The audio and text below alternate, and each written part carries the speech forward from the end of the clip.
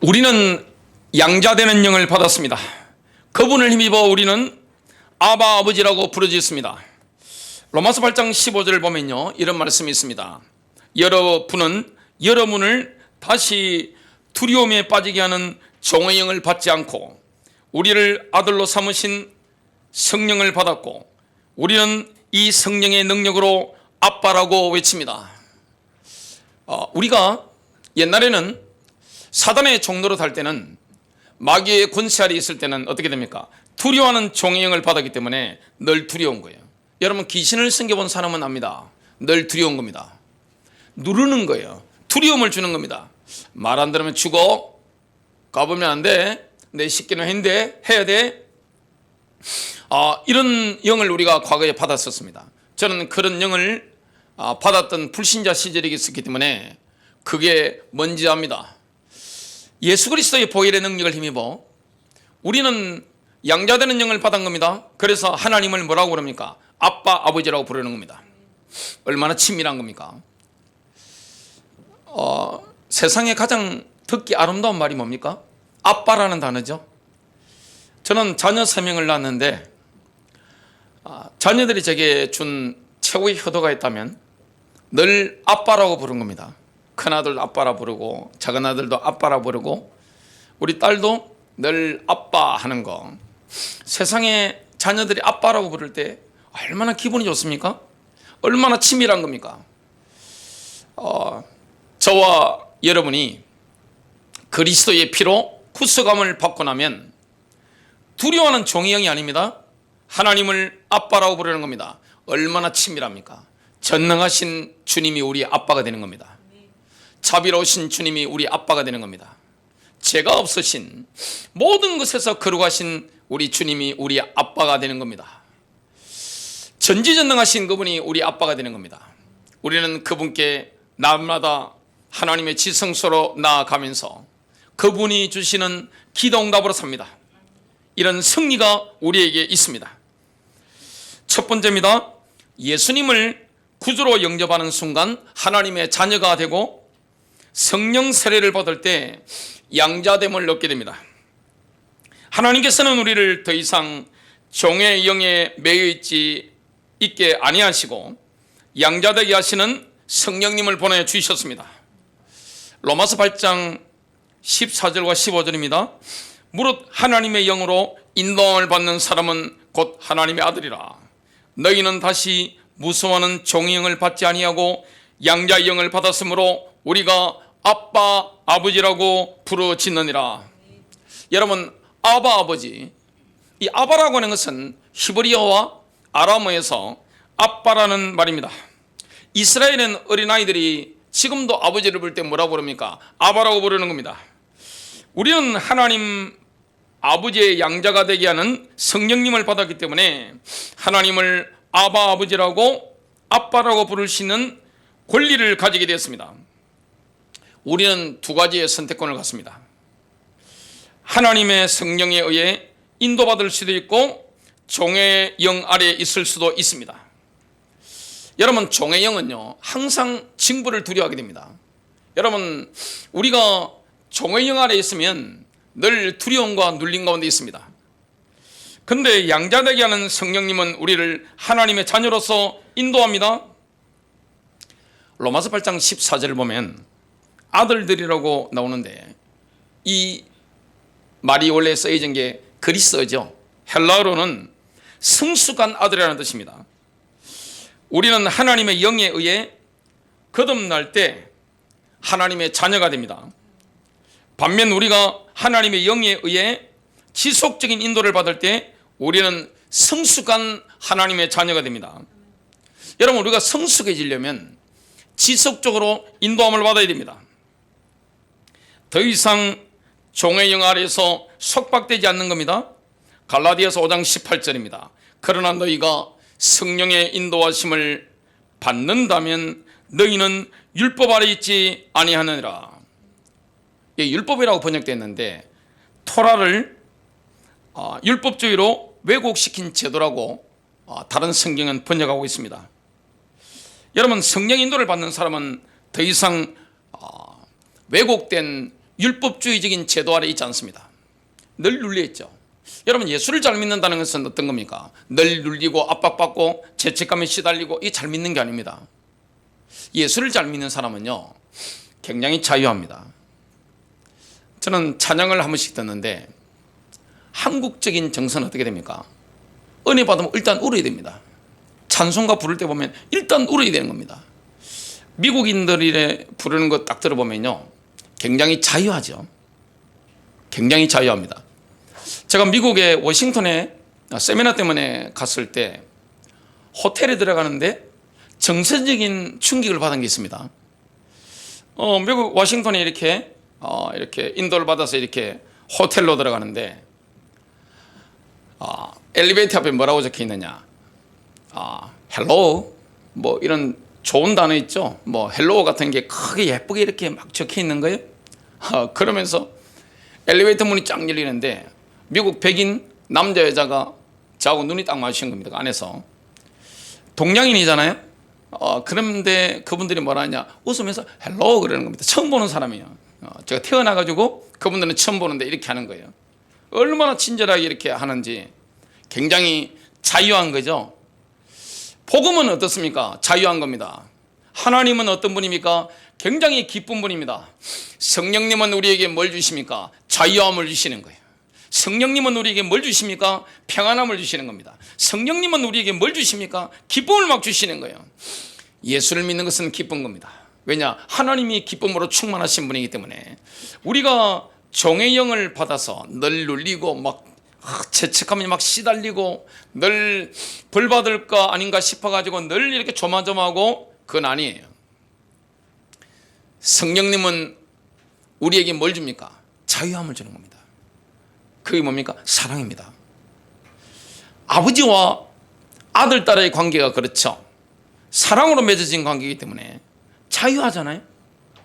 모든 것에서 자유합니다. 눌리는 게 전혀 없는 겁니다. 아버지가 아들 딸을 누르지 않잖아요. 억압하지 않잖아요. 사랑으로 대하잖아요. 자녀는 어떻게 됩니까? 그 아버지 마음을 아니까 어떻게 됩니까?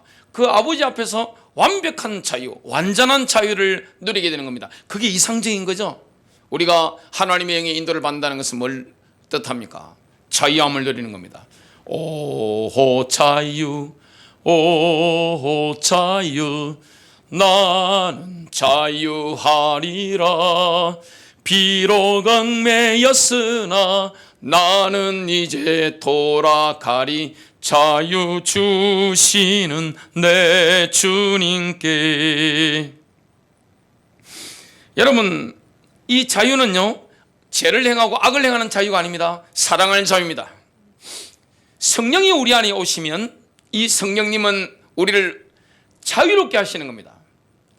사랑 안에서 행하면요, 모든 것에 자유롭습니다. 여러분, 사랑으로 행하는 거, 하나님이 우리에게 오셔서 사랑으로 행하시잖아요. 주님은 자유하신 분이에요. 우리에게 뭘 주시는 분입니까? 자유함을 주시는 분입니다. 예수님을 섬기는 우리의 동기는 사랑이어야 하는 거죠. 사랑이야말로 세상에서 가장 강력한 동기입니다. 우리는 새로운 탄생과 양자됨을 통해 자연적인 권리와 법적인 권리를 다 갖게 되었습니다. 그래서 하나님을 향해 아빠, 아버지라고 부를 수 있게 되었습니다. 우리는 예수님을 나의 구주로 영접하는 순간 하나님의 자녀가 됩니다. 그리고 예수님의 성품을 받게 되는 겁니다. 그 성품으로 인해 하나님 아버지를 아빠라고 부를 수 있는 거죠. 이것은 아주 자연스러운 관계입니다. 자녀가 아버지를 아빠라고 부르잖아요. 얼마나 친밀한 겁니까? 너무너무 친밀한 관계죠. 로마서 8장을 보면 두 가지 중요한 주제를 말씀하고 있습니다. 탄생과 양자됨입니다. 그 두 가지는 명백하게 다릅니다. 탄생과 양자됨. 탄생은 성품을 만들어내고 양자됨은 법적인 권리를 만들어냅니다. 예수님이 십자가에서 우리를 위해서 어떤 일을 하시는가? 오늘 이 메시지를 정말로 깨닫는다, 로마서 8장을 깨닫는다 그러면요, 자다가도 벌떡벌떡 일어나야 됩니다. 너무 감사해서 야, 나에게 이런 은혜가 주어졌구나. 나의 공로가 아니라 이런 은혜가 우리에게 주어졌구나. 이걸 우리가 깨닫게 되는 겁니다. 여러분, 신자가 됐다, 내가 성도가 됐다, 이거는 보통 은혜가 아닙니다. 좋으신 하나님은 우리에게 탄생과 양자됨 두 가지를 다 주시는 분이에요. 로마 황제를 보면 보통 여러 명의 아들들이 있죠. 그러나 황제의 지위를 물려주는 것은 오직 한 명입니다. 그래서 아들들 가운데 한 명을 선택을 하죠. 그 선택된 아들을 양자로 입양하는 겁니다. 왜 그렇습니까? 황제의 권력과 재산, 이걸 모든 걸 물려주려고 그렇게 하는 겁니다. 여러 명의 아들이 있는데 그 중에 아들은 누굽니까? 양자 한 명입니다. 한 명에게 권력을 물려주려고 하는 거예요. 재산을 물려주려고 하는 겁니다. 양자 입양의 목적은 법적인 거죠. 그래서 그 아들의 상속, 이걸 보정하는 겁니다. 이런 부분들을 우리가 오늘 깊이 이해한다면, 야, 정말 내가 양자된 영을 받았다, 이게 보통 의미가 아니라는 사실을 깨닫게 됩니다. 여러분, 성경을 보면요, 명백합니다. 하나님의 자녀가 어떤 복을 받았는지, 어떤 은혜를 받았는지 명백합니다. 문제는 뭡니까? 진짜 은혜가 임하지 않으면 믿어지지 않는 겁니다. 저는 선한목자교회 개척할 때 집중적으로 연구한 책이 있습니다. 그게 창세기와 요한계시록입니다. 시작과 끝을 알면 모든 건 다 깨뚫잖아요. 그때 깊이 연구한 책들이 이사야, 예레미야, 에스겔, 다니엘, 스가랴 선지자들의 글들입니다.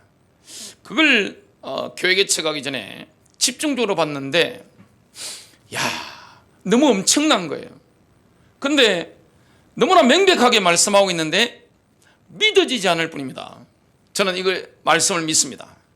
양자되는 영을 받았다, 새롭게 탄생했을 뿐만 아니라 우리가 양자되는 영을 받았다, 하나님의 양자가 된다, 하나님이 가지신 모든 것을 내가 상속받는다. 이것은 너무나 놀라운 거죠. 우리가 하나님의 상속유업을 물려받을 성숙한 자녀가 될 수 있도록 성령님께서는 날마다 말씀의 진리로 우리를 인도해 주고 계십니다. 여러분, 하나님의 진정한 자녀로 살아가는 방법은 뭡니까? 늘 성령 인도를 받는 겁니다. 성령 인도 받는 건요, 어려운 게 아무것도 없어요. 왜냐? 하나님이 우리의 아빠가 되시기 때문에 친밀한 가운데 우리가 인도를 받는 겁니다. 여러분, 아빠라는 존재가 얼마나 친밀한 존재입니까? 저는 아버지 돌아가신 지가 지금 꽤 됐는데 날마다 아버지가 생각나요. 그 아버지와 굉장히 제가 친밀하기 때문에 하루도 아버지를 잊은 적이 없습니다. 그리고 그 아버지께서 제게 베푸신 가르침들이 이렇게 나오는 거죠. 그래서 어떻게 본다면 돌아가신 아버지께서 제 안에 살고 계신다, 그렇게 봐야 되는 거죠. 왜냐하면 아버지의 그 가르침을 제가 받아들이기 때문에, 그게 제 안에서, 제가 기독교인이 됐기 때문에 제 해석이 돼서 제가 믿음으로 살고 있는 거죠. 얼마나 아버지와 자녀와의 관계가 친밀한 겁니까? 성령님의 인도를 받는 것은요, 어려운 게 아니에요. 우리를 하나님 나라 갈 때까지, 천국 갈 때까지 가이드가 되시는 분이 누구십니까? 우리와 늘 함께 하시면서, 우리 안에 계시면서 인도하시는 분, 그분은 바로 성령님이십니다. 여러분, 요한복음 10장 27절은 이렇게 말씀합니다. 내 양들은 내 음성을 들으며 나는 그들을 알고 그들은 나를 따르느니라. 우리는 주님의 음성을 듣습니다. 주님이 우리를 아십니다. 이 안다는 표현은 뭡니까? 우리를 사랑하시는 거예요. 우리의 특성을 완벽하게 아시고, 저와 여러분의 속사정도 주님이 아시고, 나의 애로사항도 다 아시고, 나의 눈물과 기쁨과 환희도 다 아신다는 말씀이에요. 그 주님이 나를 인도한다는 거예요. 사람이 마음으로 그의 길을 계갈지라도 그의 걸음을 인도하시는 이는 여호와이신 줄 믿으시길 바랍니다. 저와 여러분의 인생길을 인도하시는 분, 그분이 바로 성령님이십니다. 주님이십니다. 로마서 8장 15절에서 말씀하는 두려워하는 종의 영을 간단하게 말하면 바로 율법입니다. 우리는 율법에 의해서 속박을 받는 대신 하나님의 영을 받은 사람입니다. 여러분, 하나님 말씀대로 사는 게 어려운 게 아니에요. 인간적으로 막 노력해서 막 산다, 어떻게 시킵니까? 이 말씀을 불가능합니다. 근데 성령의 인도를 받다 보면 어떻게 됩니까? 이 사랑의 법으로 인도받기 때문에 살아보니까 전부 말씀대로 인도받은 거예요. 왜냐? 그분이 내 안에서 성령으로 인도하시기 때문에 그렇습니다. 하나님의 자녀로서 우리는 상속유업의 권리를 갖게 됩니다. 로마서 8장 16절과 17절, 성령이 친히 우리의 영과 함께 우리가 하나님의 자녀임을 증거하시거니와. 우리가 하나님의 자녀임을 누가 증거하십니까? 성령님이 친히 우리의 영과 함께 증거하시는 겁니다.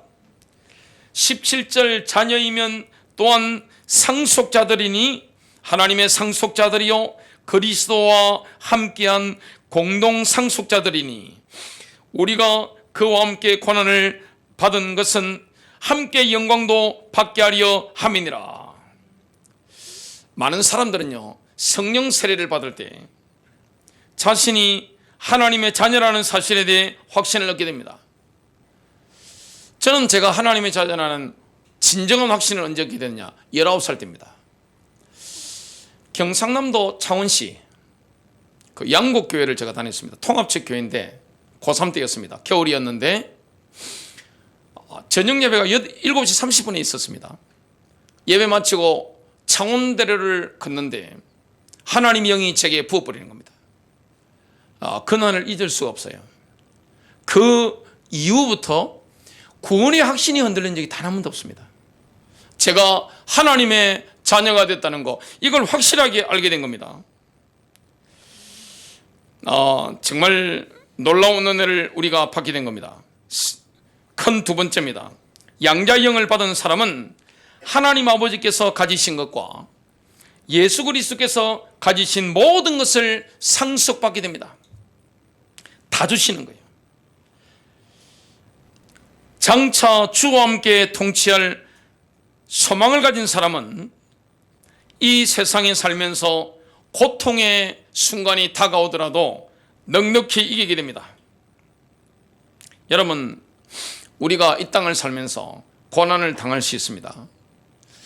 예수 믿는 것 때문에, 신앙 때문에 어려움을 당할 수 있습니다. 근데 장차 우리에게 나타날 영광과 그 고난은 비교할 가치조차 없습니다. 왜냐? 너무 차이가 많이 크기 때문에. 저울이 이렇게 있다면 이 영광이 너무 큰 거예요. 지금 당하는 고난은 미래 우리가 경험할 영광에 비하면 아무것도 아닌 겁니다. 로마서 8장 18절, 이런 현재의 고난들이 우리에게 나타나게 될 영광에 감히 비교되지 못한다고 내가 여기기 때문이라. 우리가 그리스도와 함께 다스리기를 원한다면 우리는 고통을 견딜 준비를 해야 되는 겁니다. 디모데후서 2장 11절부터 13절, 그것은 신실한 말이로다. 우리가 그분과 함께 죽었으면 또한 그분과 함께 살리라. 우리가 고난을 당하면 또한 그분과 함께 통치하리라. 우리가 그분을 부인하면 그분도 우리를 부인하시리라. 우리가 믿지 아니하여도 그분은 항상 신실하시니 자신을 부인할 수 없느니라. 우리가 살아가다 보면 고난의 시기가 옵니다. 고통의 시기가 옵니다. 우리가 주님과 함께 고통을 당할 것이냐, 아니면 주님을 부인할 것이냐, 선택의 기로에 설 때가 있습니다. 우리가 신앙의 양심을 선택해야 될 것이냐, 아니면 내 신앙의 양심을 버리고 육신적인 이익을 선택할 것이냐, 우리는 기로에 설 때가 있습니다. 여러분, 이 땅의 삶은 유한합니다. 진짜 믿는 자는, 양자의 영을 받은 사람은 장차 주님과 함께 통치하게 됩니다.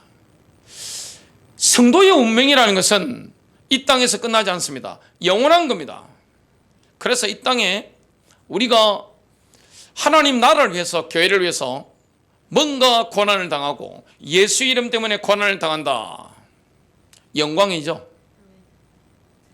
우리는 당연히 그 노선을 선택해야 됩니다.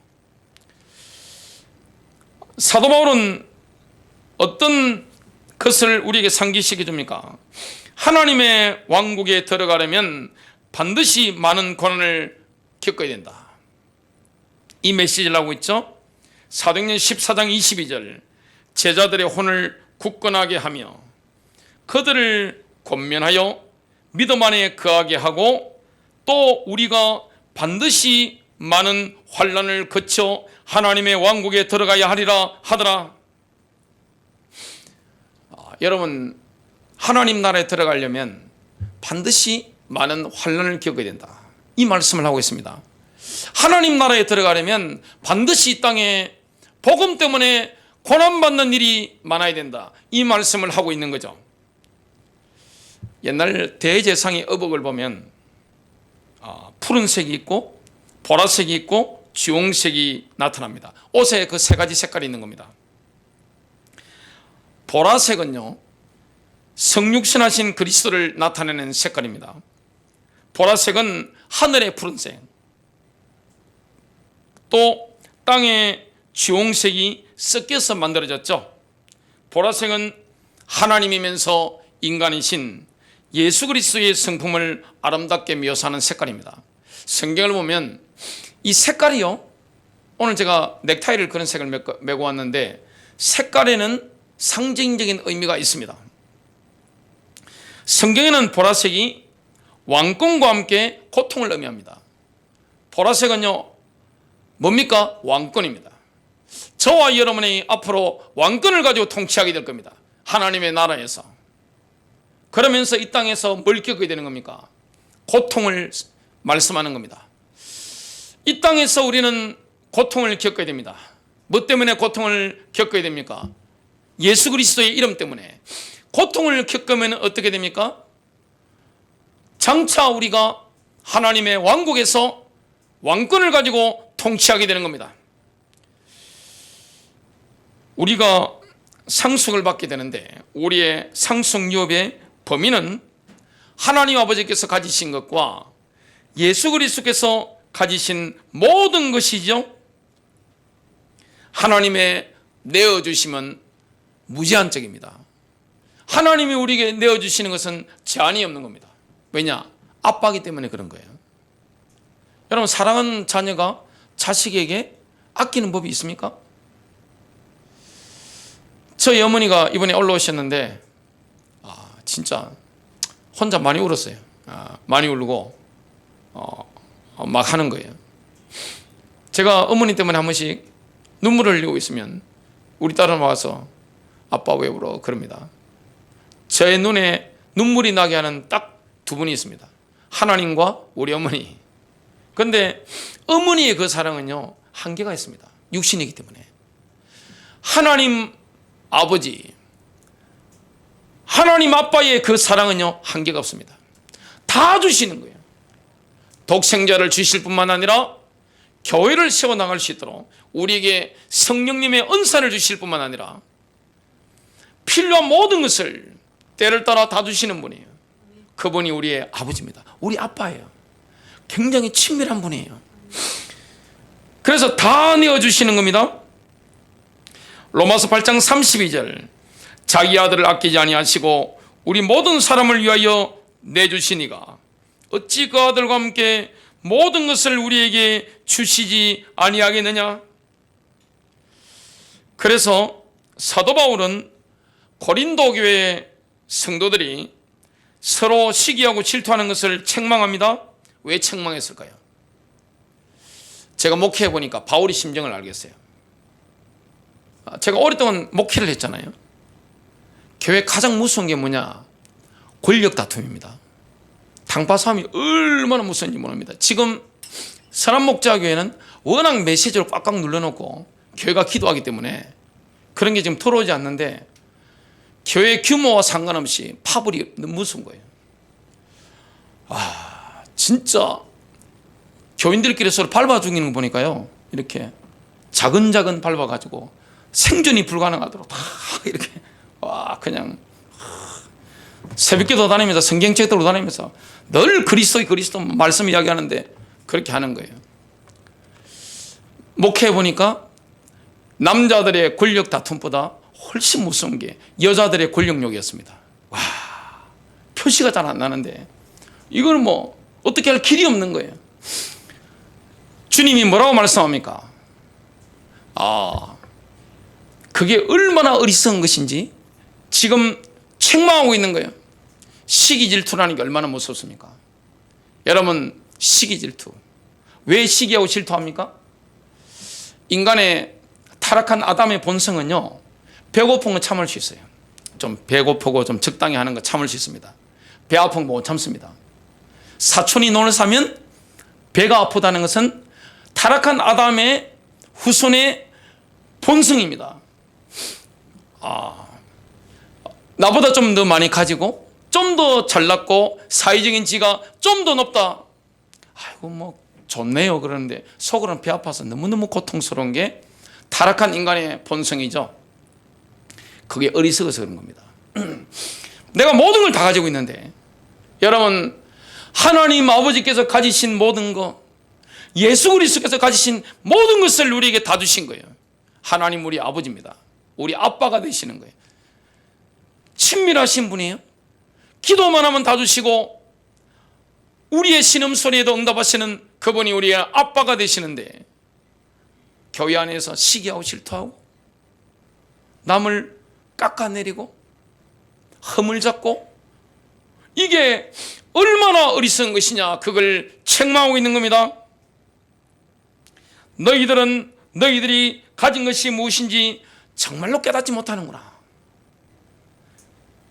고린도전서 3장 21절부터 23절입니다. 그러므로 아무도 사람들을 자랑하지 말라. 여러분, 교회가 자랑해야 되는 게 뭡니까?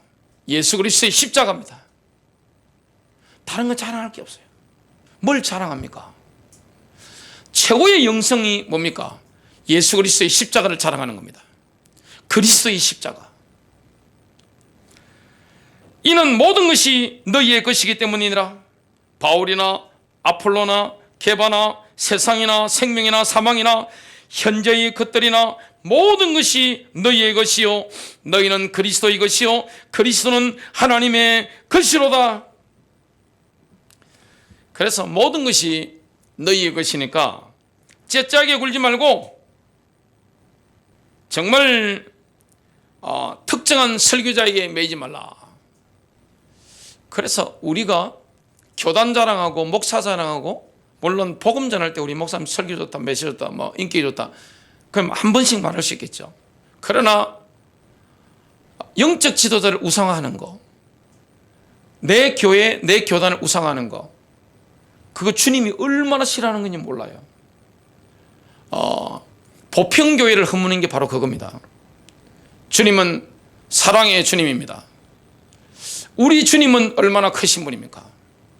우리 주님은요, 북한에 있는 지도자들도 사랑합니다. 살인자들도 사랑하시는 분이에요. 천하의 그 나쁜 놈들도 피를 주시고 공기를 주시고 햇빛을 주시는 분이에요. 하나님의 그 사랑에 높이 깊이 넓이라는 것은 어마어마한 겁니다. 제가 목회하면서 몇 번 들은 말씀인데, 목양실에 찾아오셔가지고 여자분들이 그러시더라고요. 목사님, 우리 남편은 쓰레기입니다. 제가 놀래가지고, 쓰레기요? 그 쓰레기라는 남편 만나가지고 대화 나누다 보니까 참 인간적 조민이 많아요. 다 윤리적인 죄 있는 걸 지어서 그렇지. 여러분, 하나님은 어떤 분입니까? 사랑이 얼마나 넓어요. 우리는 감정만 좀 섞여도 나쁜 놈 그러잖아요. 하나님 어떤 분입니까? 얼마나 폭이 넓은지 몰라요. 그분이 우리 아버지입니다. 하나님의 사랑의 그 깊이 넓이, 하나님의 은총이라는 것은 무한한 겁니다. 살인자까지도 용서하시고 구원하시는 거 한번 보세요. 그분이 우리 아버지인 거예요. 그래서 우리는 시기 질투할 이유가 없는 겁니다. 다 가지고 있는 거예요. 여러분, 예수를 믿는다는 것은 다 가지고 있는 겁니다. 큰 세 번째입니다. 하나님께서는 영원히 아버지십니다. 하나님의 부성이라는 거, 아버지시라는 것은 영원히 지속되는 거예요. 영원부터 영원까지 하나님과 자녀와의 관계를 한번 살펴봅시다. 에베소서 3장 14절부터 15절입니다. 이로 인하여 내가 우리 주 예수 그리스도의 아버지께 무릎을 꿇고 비노니 그분께로부터 하늘이나 땅에 있는 모든 가족이 이름을 부여받았느니라. 여러분, 창조가 이루어지기 전부터 하나님은 이미 아버지셨습니다. 우리 주 예수 그리스도의 아버지 말씀입니다. 하나님의 신격 내에서 이루어진 아버지와 아들의 관계는 영원한 겁니다. 창조 전부터 하나님은 영원히 아버지셨고 그리스도는 영원히 하나님의 아들이셨습니다. 여러분, 피조 세계에서 모든 부성은 하나님의 영원한 부성을 본받아 이루어진 겁니다. 그래서 아버지가 자녀에게 사랑을 주지 못하면 그 사랑은 너무 큰 거예요. 인간이 받는 고통 가운데 제일 큰 고통이 뭡니까? 아버지가 사랑으로 자녀를 꽉 안아주는 느낌 있죠? 그 느낌을 못 받는 거. 그 다음에 엄마 없는 하늘 아래 사는 거.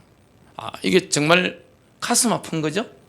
그러나 그런 가슴 아픈 경험을 하신 분들도 십자가의 경험을 하면 치유됩니다. 그분이 우리 아버지예요. 그걸 경험하는 겁니다. 요한복음 14장 2절은 하나님은 아버지이시고 하나님은 집을 가지고 계시다는 것을 말씀합니다. 내 아버지 집에는 많은 재택들이 있느니라. 내 아버지 집에는 살 곳이 많다, 이 말씀을 하는 겁니다. 여러분, 성경에서 말씀하는 집은 단순히 물질적인 빌딩이 아닙니다. 집은 항상 가족을 나타내는 말입니다. 그 가족이 함께 사는 건물을 말씀하는 겁니다. 따라서 예수님의 말씀 가운데 내 아버지의 집이라는 표현은 하나님 아버지의 가족이라는 의미입니다. 하나님은 영원히 아버지입니다. 우리 아버지가 누굽니까? 바로 하나님 아버지입니다. 결론 맺습니다. 양자의 영을 받은 사람은 하나님 아버지가 가지신 모든 것과 예수 그리스도께서 가지신 모든 것들을 상속받습니다. 실감이 나십니까? 기도하겠습니다.